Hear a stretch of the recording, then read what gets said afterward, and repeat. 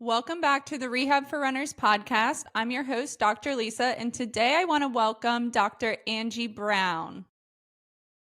Hey, Lisa, what's happening? How are you? I'm so excited you're here because you are one of the few people from social media that I have actually met in person.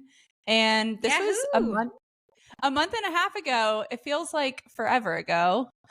It totally does. It's so funny how time has been working the past month and a half, because I totally agree that the last month and a half has felt like 6 months at least.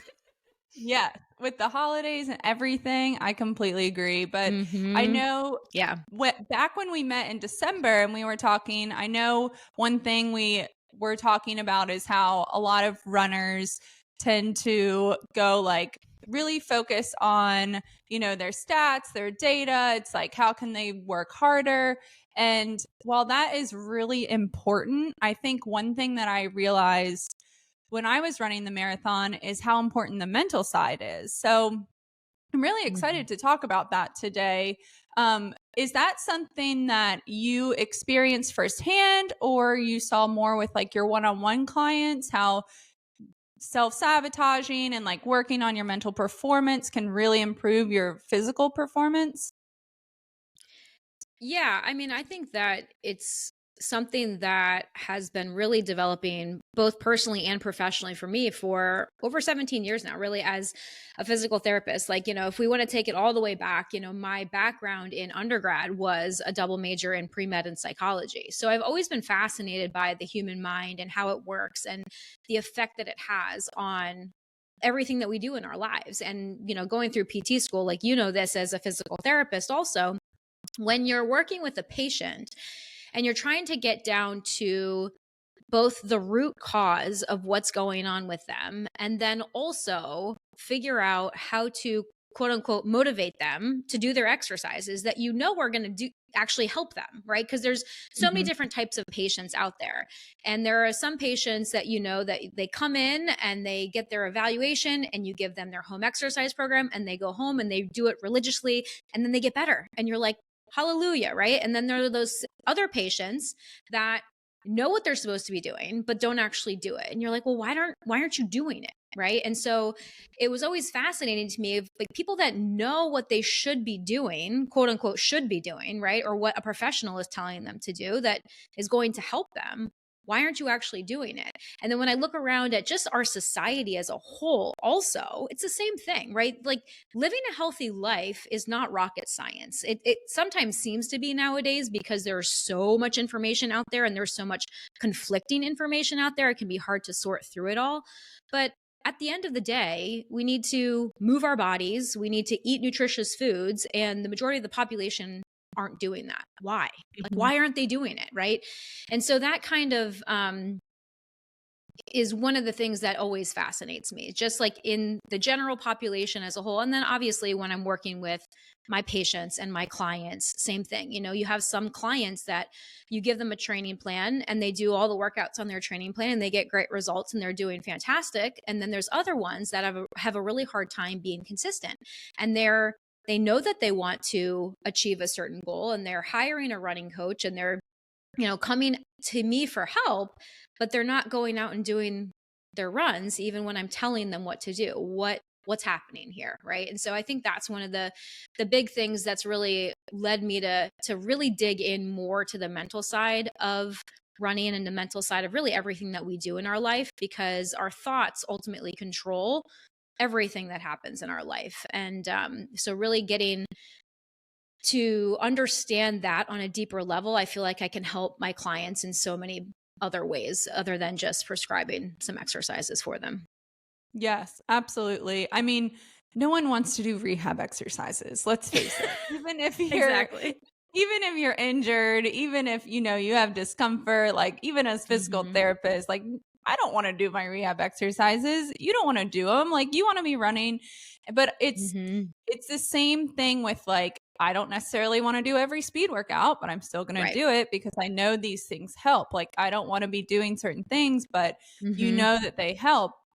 So I think, it's important to look at that mental side because, I mean, even runners know, like, most of your training, most of your performance it depends on your mental strength. And it's like, we know that, like, what's the saying, like 80% of a marathon's like mental and it's like 20% is physical, but are we actually working on our mental side while we are in training, outside of training, strength workouts, like hard workouts, or are we, kind of like, is our mental side affecting our training in a negative way where we could be performing much better, we could be doing these things much better, but maybe we're self-sabotaging ourselves. I think that's something I've seen a lot more, and like also have fought with myself through training. So yeah. I think that part's like really, really interesting to see from the mental side, because we know the physical side, we know it well as physical therapists, but the mental side, it's important not only for rehab, but for performance as well. Absolutely. And like, everything that we do is generated from our thoughts, right? Whether or not we think that something is going to help us or not really make an effect, that's going to determine whether or not we do that thing. So yes, the mental side, I think, is extremely important. And to your point of, I think that runners are really good in general at focusing on the physical stuff.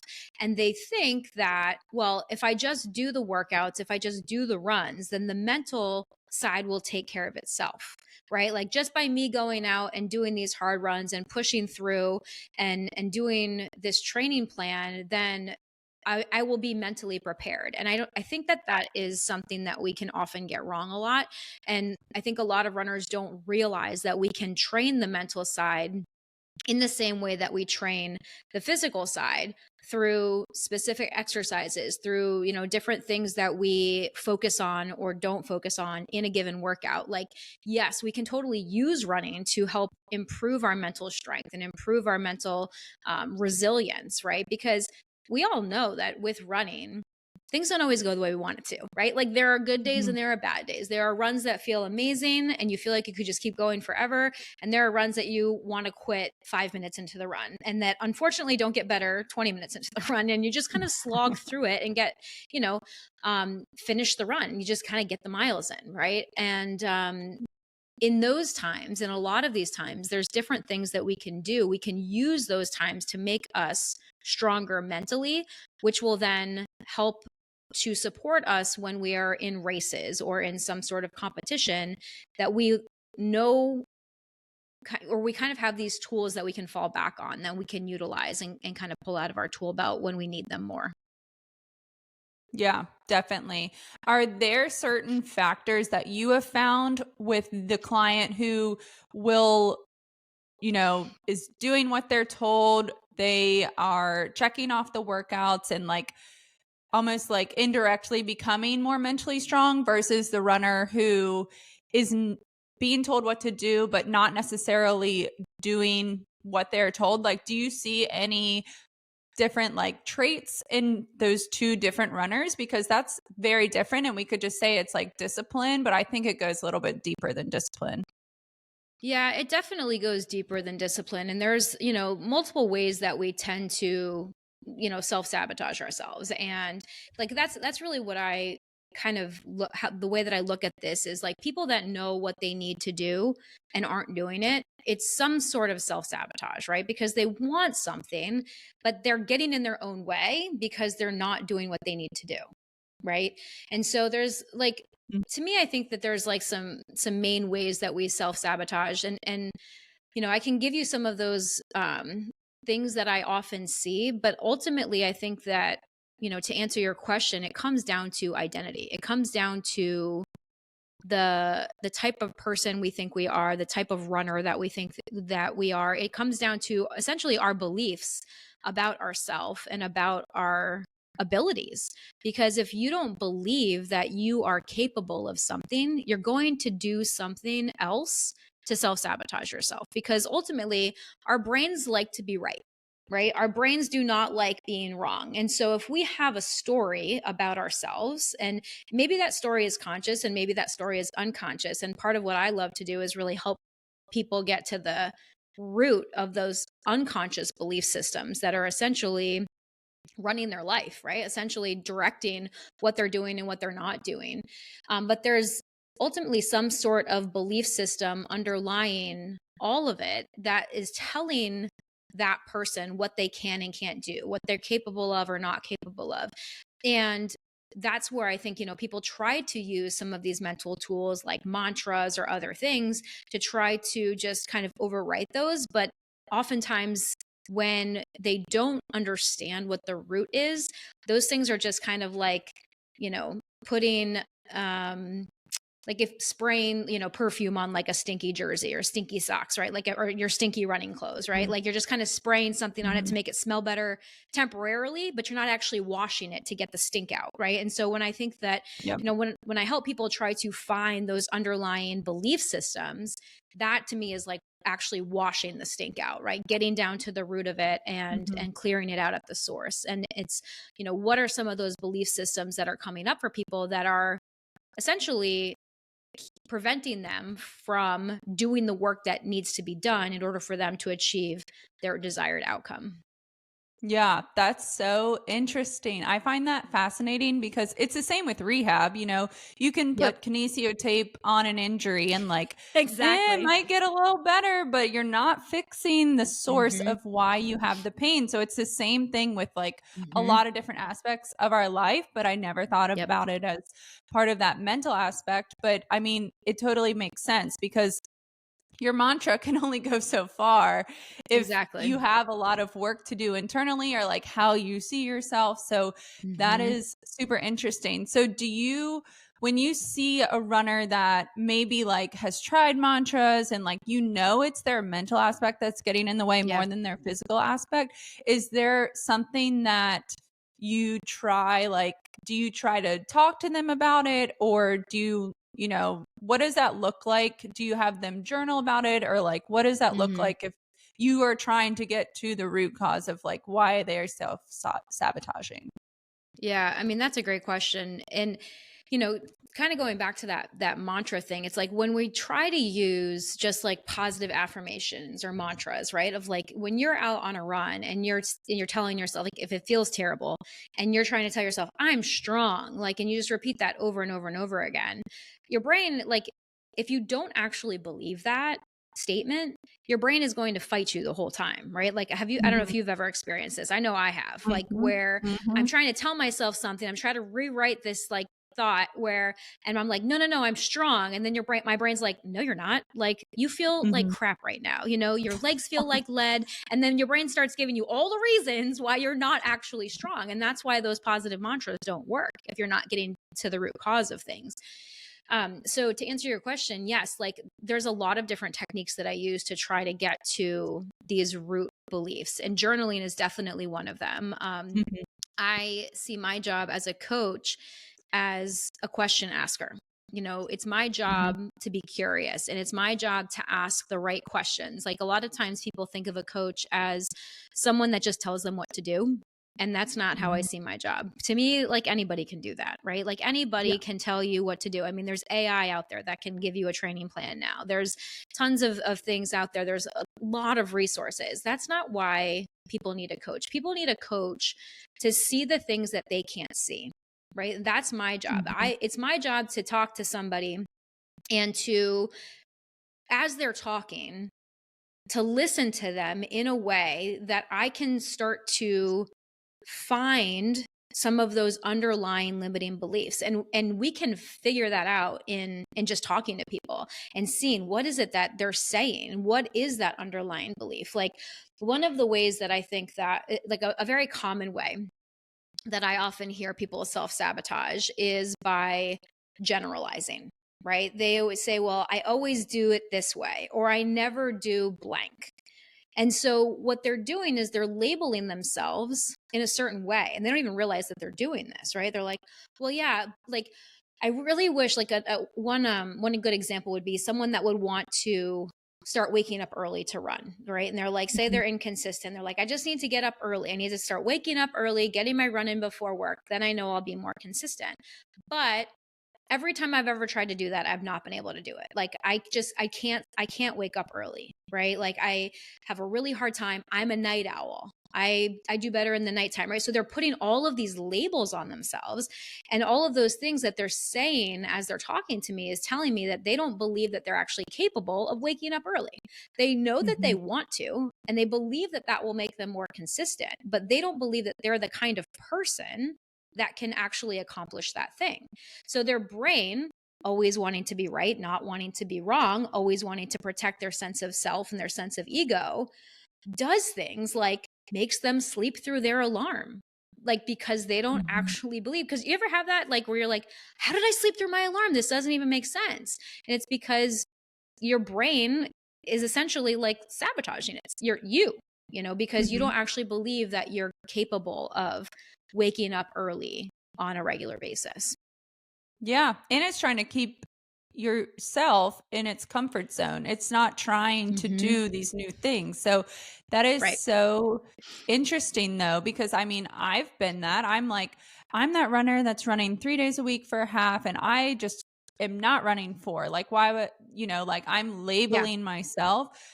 I call it also an excuse to not run, 4 days a week or do X, because you're saying I'm this, therefore I'm not that. And if you don't see yourself crossing that line, then you're never able to imagine and put into your brain that you can actually do that. It's the same thing that we learned in December, at the conference. Like, you have to open up the world of, I can do these things. I can see myself doing these things, and I can tell myself I can do these things before I even attempt to do them, so your brain can start to visualize yourself doing it before it even happens. That's fascinating. And like, I think that that's such an important point, right? And this is where I think that we have a hard time figuring that out, how to do that, right? Because there's a lot of people out there that are like, well, so I just have to like visualize myself doing that and it can happen. And it's like, well, kind of, right? Like, you still have to do the work. Like, it's not like you can just sit on your couch and visualize yourself finishing a marathon and then it's going to happen. It's how people get manifestation wrong too. Like, you still have to do the work. You still have to put in the actions. But yes, you do have to believe that this is possible for you, that you are this kind of person. Otherwise, your brain is going to be blocking you from the actions that you do need to do to actually accomplish the thing that you want to accomplish. And I think like another really common way that I see people self-sabotage is confusion. Choosing to be confused and choosing overwhelm, like choosing, to not take the next step because they're not sure, right? They don't understand. Why am I just not doing the thing, right? Like, I know I need to be consistent. I know I need to wake up. I know I need to be running more. I know I need to do this speed work. I know I need to do my strength training, right? Like, so many runners have this huge mental block to strength training because it seems complicated and it seems confusing, and they're not sure which exercises they should be doing or what weights they should be using or how many repetitions or how many sets. Like, there's a lot more to strength training and mobility than just going out for a run, especially people that are used to just going out for a run because they've been running for 20 years, right? And so instead of figuring it out and taking the time to just sit down and get some information, we just choose to be confused instead. And our brains love patterns, right? So if you're in a pattern of inaction, it will continue that way until we break the pattern and choose to start a different one, right? So we have to really get honest with ourselves and decide, okay, I don't need to be confused about this. What am I doing? Like, on those times that it does work out. Cause like, I think that oftentimes, going back to generalization, we say like, I always do this, or I never do this, or I only run, I never strength train. You probably have at some point in time. You've probably done some sort of exercise, right? So what have you done in those times that you've been successful, and how can you repeat more of those patterns and more of those actions to help you be successful, versus just saying like, I don't really know what I'm supposed to be doing. Seek out a professional, do something, take one step in a different direction to start creating a new pattern of action. And you'll start to continue more on that path versus the pattern of confusion. Definitely. And that's what the book Atomic Habits talks about, is like, just take one. I love that book. Same. I read it every year. It's the best book for habit change, for sure. Yeah. And it's really about like, if you're going to throw a big goal into your 2024 New Year's resolutions, then, it's easy to do that. It is easy. I've been there. It's easy to say, I'm going to run a marathon this year. I'm going to do X. And it's just like a huge goal that you kind of pull it out of the air and you're just like, I'm going to do it. I'll figure out how to do it later, but I'm going to do it. I want to do it. But then when it comes down to it and you're like, wait, when am I going to do this? How am I going to do this? It's about breaking up that goal into little pieces. So then you can take one small step. And then that's when your brain starts to open up the idea too of like, oh, maybe I can do this, as long as you stay consistent with those small steps, because it's just like with anything, those small steps turn into bigger steps. It's that with rehab, like any new skill you're learning. So I always find that very, very interesting because, we hear all the time, like, you're confused about strength training, you don't know where to start. But then when you actually start doing it, it's like, oh, maybe you've been putting it off for months or even years. And then when you actually start doing it, even if you're doing like 4 movements and you're like, oh, that wasn't as bad as I thought it was going to be, like I really just had to go out there and do something. And then I'll learn along the way, because it doesn't have to be 100% perfect the first time that I'm doing it. Yeah. And I think it's also believing in the process and trusting the process too, right? Because I think that sometimes runners, when they do start the strength training, they think, oh, okay, that wasn't so bad, or that wasn't that hard. Is this really helping me?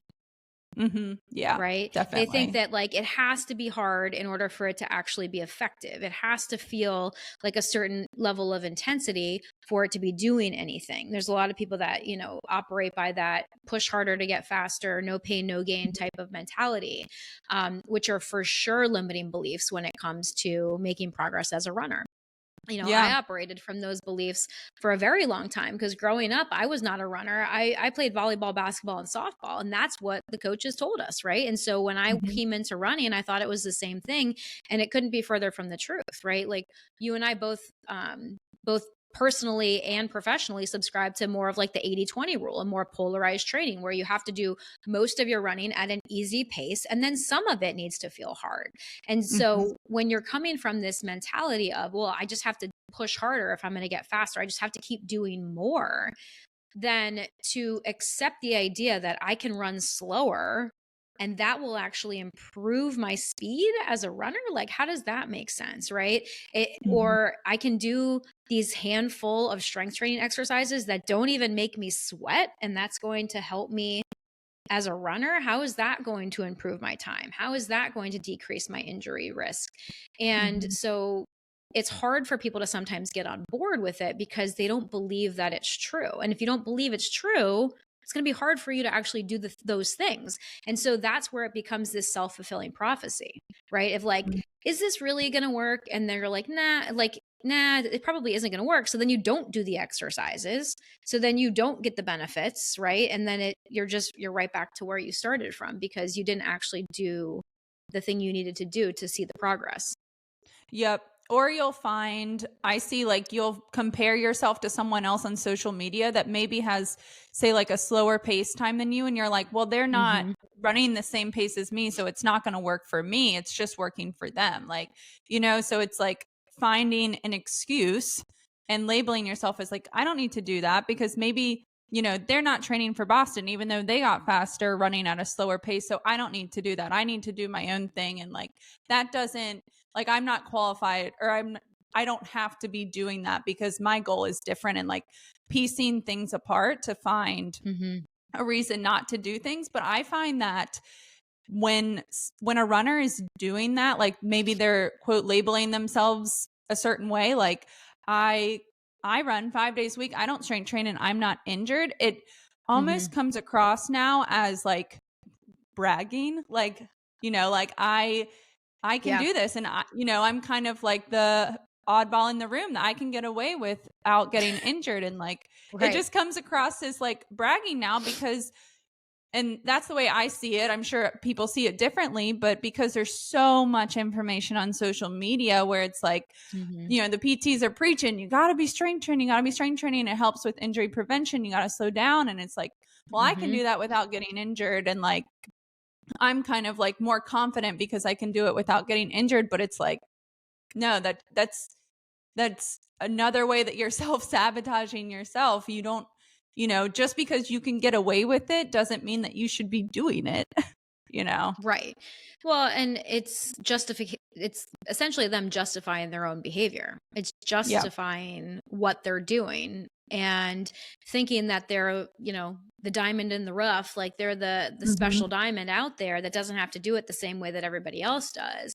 And okay, maybe right now it's working that way for you, but is it still going to be the same thing in 5 years or 10 years down the road? Do you still want to be running at that time? Because if you're someone that is looking to continue to run into your 30s, 40s, 50s, 60s, 70s, and beyond, you're going to have to train differently than if you're just trying to get every last drop out of yourself in your 20s, right? Like the way that elite runners train is not the way that most of us can go about our training. We can take lessons from them, like we can take highlights and understand like some of the principles of what they're doing, but we have different goals than a lot of those elite runners. And I mean, to that end, right? All elite runners now are strength training. I would say, like, I think you'd be hard pressed to find any sort of elite or professional runner that's not doing any sort of strength training. They're all doing it because the research is there, right? And their coaches know that, and they have strength and conditioning coaches, and they have nutritionists. They understand what it's like to have or to need to be that well-rounded athlete. And just because there's someone out there on social media saying that they run and they don't have to strength train and they've been getting faster doesn't mean that that works for the majority of people. Yep. And I always think about it as like, okay, you can do that, but you could be leaving a lot of potential on the table. Like you might be like, I'm getting faster, but if you added in strength training or maybe added in a rest day or something like that, like you could take your performance like probably to the next level versus it being a slow progression. So I always think about like what's left on the table. Like you don't even know what potential you could have. Like maybe you qualified for Boston and you haven't done any strength training. I seem to be getting a lot of clients like that recently. And it's like, wow, we have a lot of potential. There's so much potential. So which it's is exciting.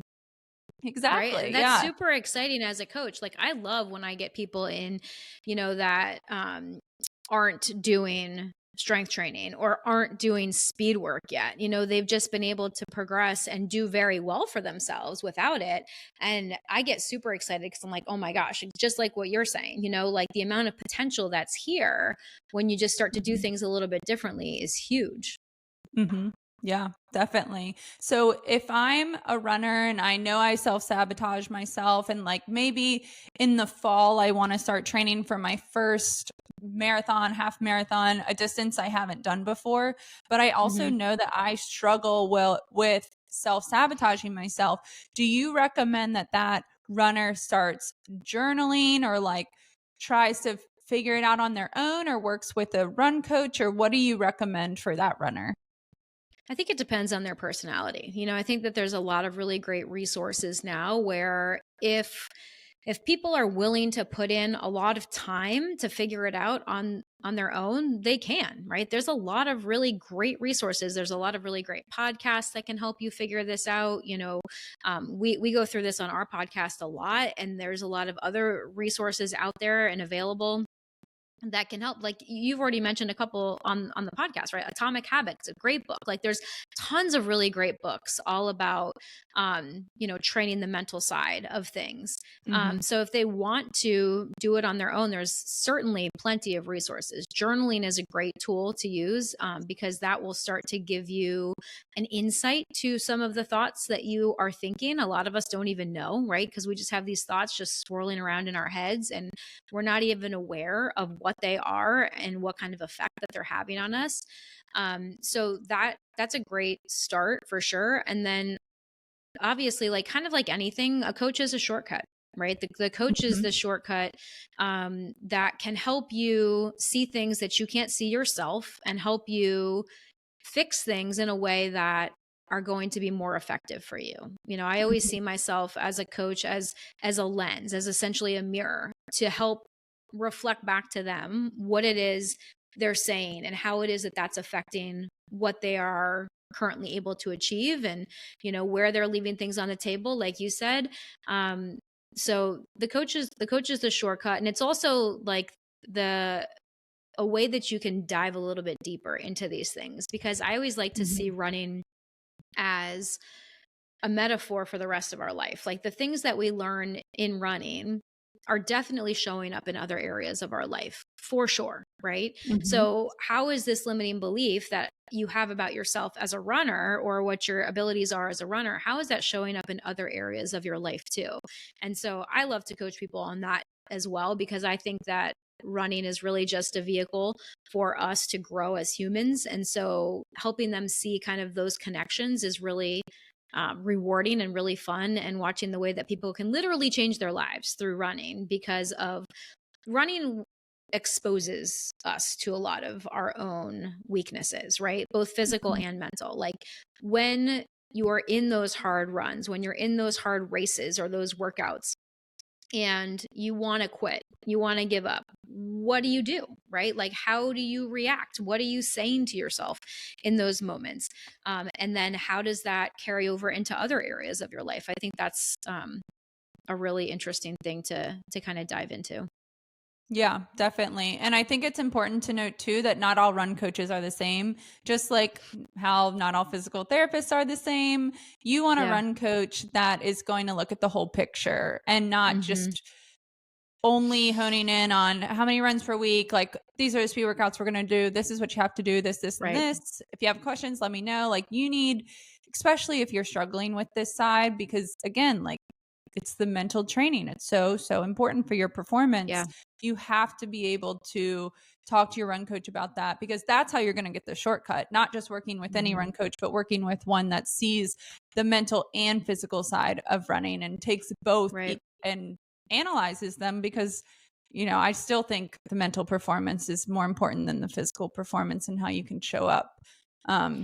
And I mean, and it's what you believe is important too, right? Like, sure, a running, like I couldn't agree more with what you just said, right? Like having that holistic approach and seeing the runner as a whole person is extremely important, because, you know, one of the things we always say is that your real life affects your running, and your running affects your real life. Like, a lot of times people want to keep these things in two separate boxes, but they're not.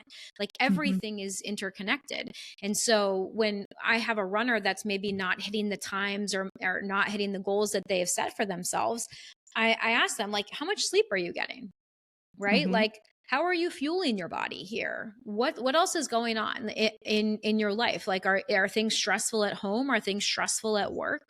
Because stress is stress. You know, people think that there's physical stress and there's emotional stress. It's all stress in the body. Those are all releasing stress hormones in your body, and it's affecting the way that you recover, which is then going to affect the way that you are able to show up on your harder workouts and what you're able to accomplish on those days. And so sometimes it has nothing to do with your actual physical ability, and it has everything to do, or a lot more to do, with everything else that's going on in your life right now. You know, do you have a newborn? Are you planning a wedding? Like, are you, you know, taking care of an aging parent right now? And that's really high on your priority list. Like, what else is going on? Because if you're trying to do those things and also train for a 100-mile ultra marathon, maybe those things aren't compatible right now in this moment of your life, right? Not to say that that thing is never possible. I always tell people, if you have the desire to achieve something, it's possible for you, you know, just by you alone having that desire. And at the same time, you have to be honest with yourself and evaluate, is now really the best time for me to do that? Right. And is that really my priority? Because, you know, there's different seasons for different goals. And I think it's important for us to remember that too. I could not agree more. I am planning a wedding in the winter in December. I know. Congratulations. Thank you. Thank you. And, you know, I posted it on social media and people are like, well, you can do both. And it's like, well, you know, there's emotional stress, physical stress, mental stress. And it's like, it's all stress, but training is stress too. Training is fun, but just because it's fun, it's still stress on the body. And I don't want to do both too.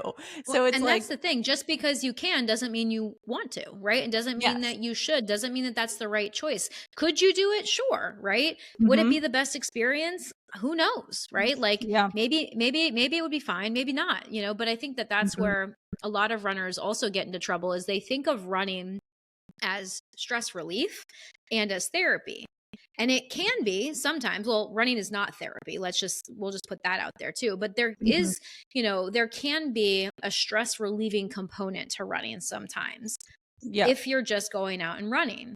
But if you're training for a race like a marathon, that is not necessarily a stress relieving activity, right? Like, one would argue that is more stress inducing than stress relieving. Maybe sometimes your runs can relieve some stress, but when you're training for a goal like that, the goal is not really stress relief. The goal is performance and being able to accomplish that race goal that you have set for yourself. So in that way, your intention is what matters more than anything. And, is that the right goal for you right now? Yeah, exactly. And so important. Just because you can do it doesn't mean you have to do it. You have to look at the whole picture of what is best for you, not what is someone else doing so you think you can do it. I think that's really important. Let's talk about how the mental aspect affects injuries, because I think that this is, again, something that is not talked about a lot, but it is so important with not only preventing injuries, because we talked a little bit about that, but now contributing to injuries. Do you think that there's a pretty big correlation between how you're thinking, self-sabotaging, and leading up to an injury? Absolutely. 100%. There's a correlation, because, again, kind of going back to what we were talking about before with this whole idea of like, I just need to push harder to get better. I just need to do more in order for me to improve, right? Thinking that running is the only thing that matters. And as long as I just increase my mileage, then I'll be fine. I'll be able to train for that half marathon or that marathon or whatever that goal is for you. So it's that underlying belief of more is better, of pushing harder is better, that often leads to injuries, right? There's a lot of things that lead to injuries. I like to think, to talk about the law of the twos, right? Like the mistake of the twos. Like if you're doing too much, too soon, too often, or you're pushing too hard, those to me are like the four main contributors to injury, right? Like you're doing too much before your body is ready for it. You're training too often without giving your body enough recovery time. You're pushing too hard on your workouts, right? And you're doing all of it too soon. You're ramping up your mileage too quickly, right? And so those are like the four main things. And all of those things contribute to injuries. And all of those things are based in your thoughts on what it is that's going to lead to improvement, right? So if you're someone that thinks that you need to push harder to get faster, and you're going out and you're doing all of your runs at like a medium, we're not even talking about hard intensity. Like we're not saying that you're going out and sprinting all the time. I think this is what people think of when we say, oh, you're going out and pushing hard all the time. We're not talking about going out and just sprinting the whole run. But if most of your runs feel moderate to like moderately hard on every day, that's too much intensity, right? Your runs the majority need to feel actually easy, where your breathing feels relaxed, your legs feel fine, you can maintain a conversation with somebody. If you're pushing too hard, that's going to lead to injury, right? If you're going out and you're running too frequently, if you're someone that believes that, well, if I just need to do more, and I decide I'm going to run 4, 5, 6, 7 days a week, I'm not going to take any rest days, or I'm going to take days that I'm not running, but I'm going to make sure I'm cross training on those days, because I can't have a day that I don't do anything, right? Like rest days, I can't handle rest days, right?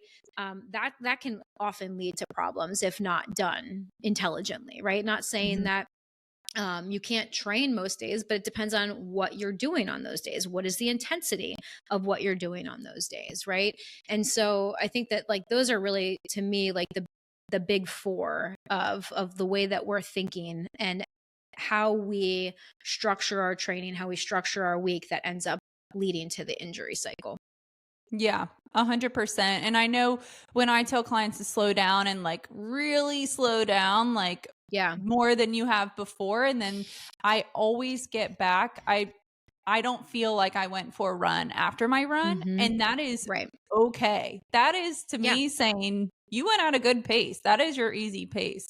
And I think that's really important, because then not only are you you're reserving your energy for your speed workouts, and you're able to recover faster, and there's so many other things that are helping you prevent injuries when you do that. So I agree. Well, and go ahead. So much of it is because of the ego, right? Yes. I think that That's what like I was gonna say. the ego gets in our way all the time because we have this idea in our head of the pace that we quote unquote should be running, right? Like if I run, if I'm trying to shoot for, a sub 2 hour half marathon, then I know I need to run that at like a 9 minute pace. So if I'm running a 10 or 11 or a 12 minute pace, that's too slow, right? Or I have a lot of times people that will come to me and they already have this idea of I'm a slow runner.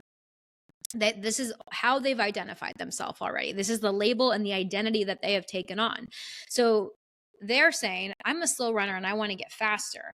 And I'm telling them, you need to run even slower.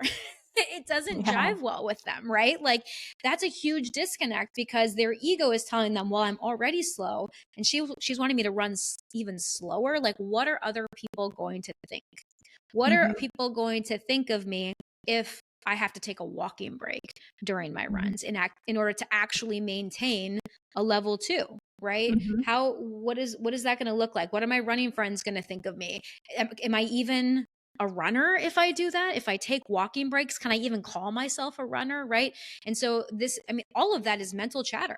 Yeah. Like what we're asking you to do is like go out and run slower. Right. That's what we're actually asking you to do. It's all of the mental chatter about what that means and what we're choosing to make that mean. And a lot of people equate running slower with a decline in their progress. Well, I'm not progressing if I'm running slower, right? I'm actually declining.